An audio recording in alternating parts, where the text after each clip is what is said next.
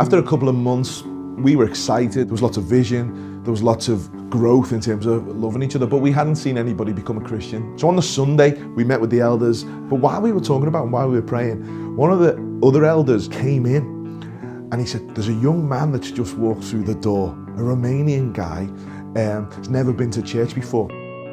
After the conversation, he turned to me, he said, I want to know more about who this Jesus is. I couldn't believe my ears. And from that point, Vlad became a Christian.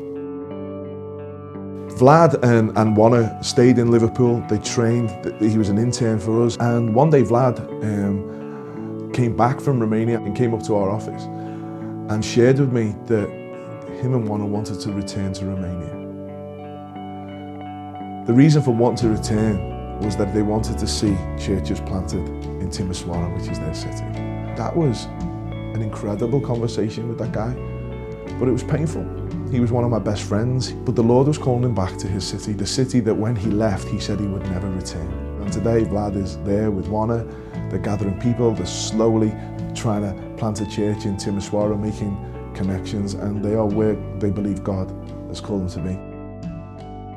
Sean, my wife and I, we went to a retreat in Vail, Colorado. When we arrived at the conference, the people that we spotted first were two guys, Josh Curry and Andrew Burkhardt, and we spotted them across the foyer of the hotel because they had these tremendous beards. So obviously we started to talk, and my question was, how long does it take to grow a beard like that? You know, I was in awe of the size of that beard, and that conversation led on to who they were, who we were, what God was doing, and a friendship just exploded. That friendship has grown into an unbelievable partnership. Josh, who's the lead pastor of Frontline Church in Oklahoma City, went home, shared with his elders, and they as a church began to support us with prayer support and with finances. But more importantly, that we had brothers and sisters on the other side of the world that were praying for our city, that were supporting gospel ministry in our city.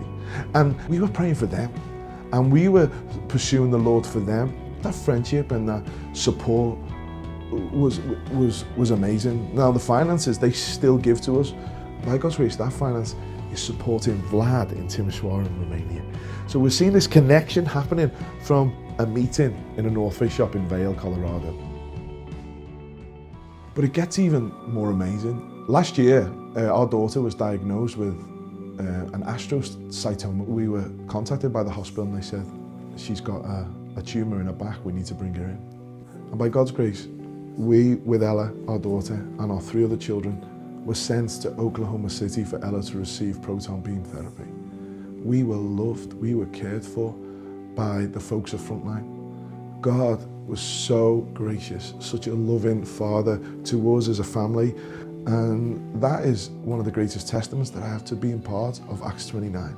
That we are a network that is about churches planting churches, but we're gospel-centered. And part of that is that God lovingly and graciously cares for his people in and through his people. And we have experienced a love from Acts 29 in a way that I can't describe.